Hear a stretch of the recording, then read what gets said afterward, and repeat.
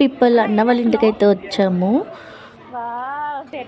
So మేము వచ్చామనేసి బిర్యానీ అయితే చేస్తున్నాడు అనమాట. చికెన్ ఎట్లా రెడీ చేసినాము. ఓకే, వాటర్ ఎట్లా ఉడుకుతున్నాయి. ఇప్పుడు రైస్ చేసుకుంటాం. మా అన్న రెసిపీ అన్నమాట ఇది.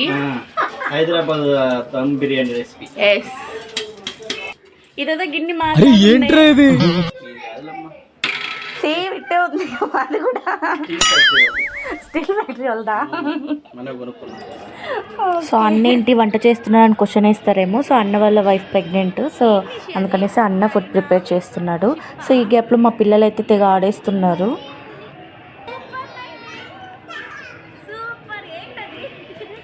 దాని పేరేం చెప్పు. చూడు